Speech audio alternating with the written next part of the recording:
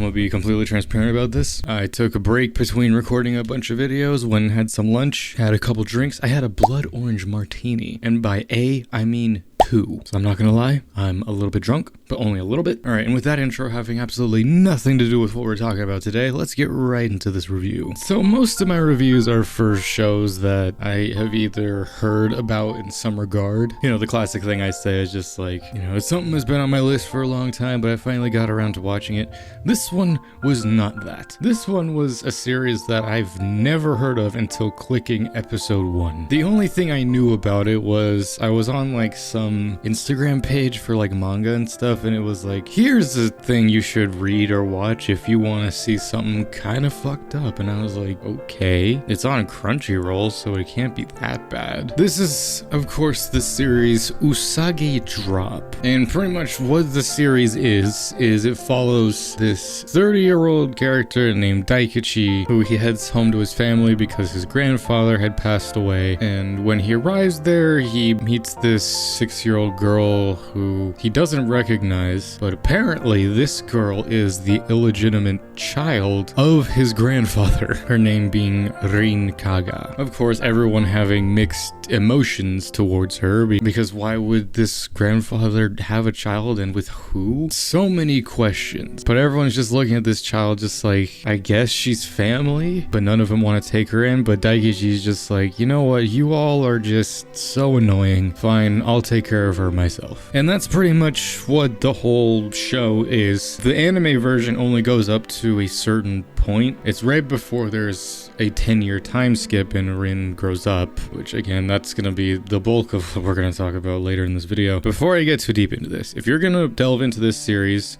manga or anime, stop at the time skip. It's something that you're gonna hear everywhere with people talking about this series. If you go into the comments of the last episode of the anime, it's just filled with people being like, alright, and this is where you need to stop consuming this series. Now, of course, if I was a normal person, I would take that advice. But at the same time, if you know that there is more of the story, at least when it comes to me, I want to see more of it, you know? Or at the very least, I want to see like where it ends. Even though like I went into it knowing that after the time skip, it's pretty much a crash and burn. It was rough. Not in the sense of it being depressing, in the sense of it being like, what the fuck happened to the author when they were writing this, where they decided that, yeah, this seems appropriate, like, yeah, the characters would develop to this point. I didn't know if I was gonna talk about this in a video, but after deciding to go through the remaining manga chapters after finishing the anime, I do have some things to say. I mean, before we get into all that though, I want to praise the first bit of both the anime and the manga, everything that the anime covers, just because it's one of the most wholesome shows I've watched in a while. But also, like, it was wholesome, but it wasn't boring either, because a lot of these slice of life wholesome shows, it's like they can be heartfelt, but I've seen many slice of life shows. Like, it's a hard balance. But I think slice of life is one of the harder genres to write. Because with like shonen and stuff, it's just like, if it gets boring, throw in an action scene or fight, good animation, and people will still keep watching or reading. But with slice of life, you gotta balance just those wholesome moments with drama. And while this series didn't really have too much like drama, I mean, it was there, but it was mainly the slice of life, and it's such a quick show. I thought it was 12 episodes, and then when I got to episode 11, it was like, oh, this is the last one. It's like, wait, what? But at the same time, I get why. I love that even the anime adapters were like, yeah, we're just gonna stop here, because even they knew that everything after that point was just a train wreck. But again, sticking to what the anime covered, it was surprisingly good and heartfelt. It's just a good story about someone who is raising a child who's not theirs, but still treating them as family and as their own daughter, as if they are their own child. Alright, I had to leave for a little bit. I got good news and bad news. Good news, I'm no longer tipsy, I think. Bad news, I don't know what the fuck I was talking about. Oh, right, it was Usagi Drop.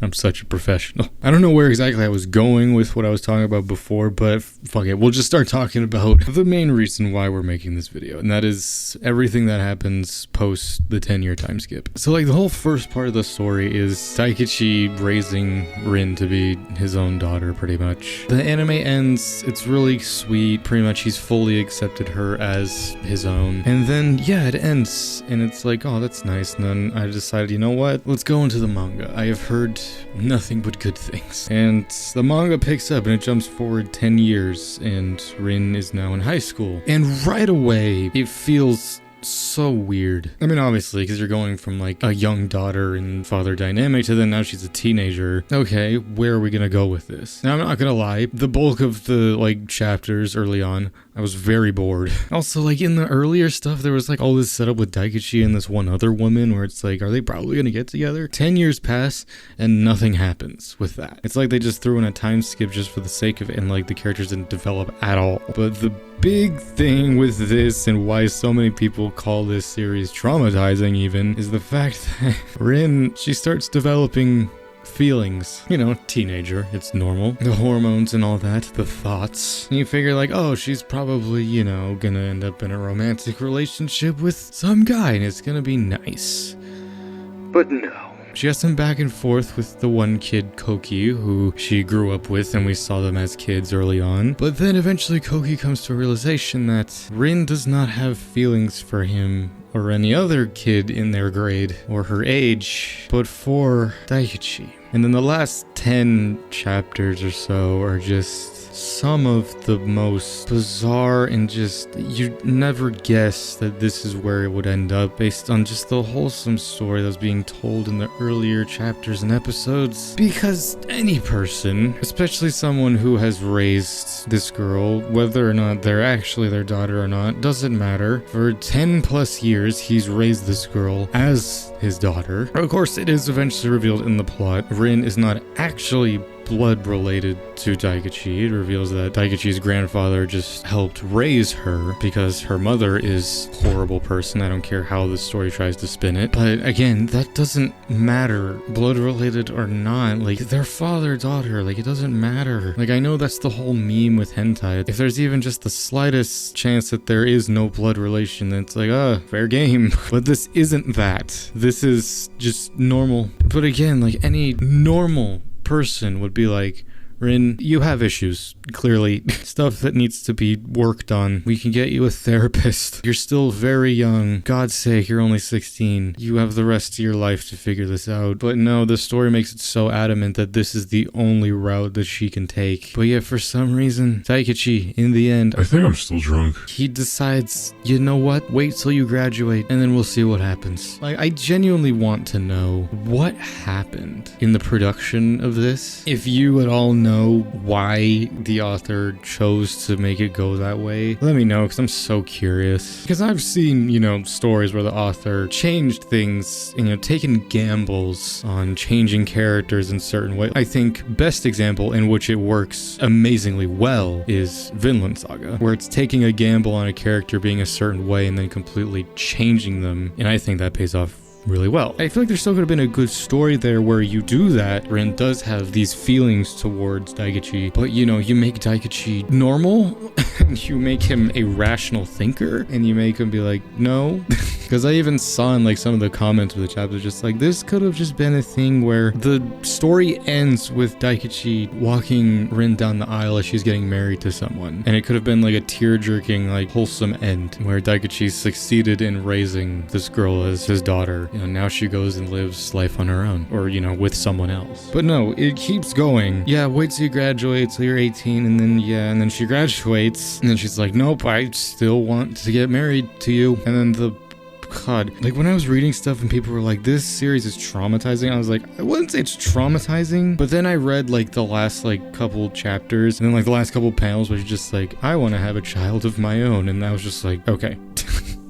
God. It's also just like reading some of the comments on it. It's like the majority of people who are sane, they agreed for the most part. It's like, this, why? But there were some people that were defending it, and I'm just like, sweet home Alabama. Again, if you're gonna consume this series, watch the show. The show is really good. If you're gonna read the manga, stop when it reaches the time skip. Again, I want to come back to talk about the show just so we can round this out with some more positive things. The show is actually really well done, I would say. It's done by Production IG and was done a plethora of stuff. The show is amazingly well animated, and the art style is, I would say, fairly unique. It's not one I see so often where it's almost kind of like an unfinished finished, not in like a bad way, where it's like, it's not like super like thick drawn lines. The colors are super like, I would describe them as soft, but still warm and vibrant. And then the music, oh man, like there was some moments where the string work in that just had me nearly tearing up. It's just a very wholesome story, and I think people would enjoy it. Again, if you're gonna go into it, you probably should go into it knowing as little as possible, but then again, if you got to this point in the video, sorry.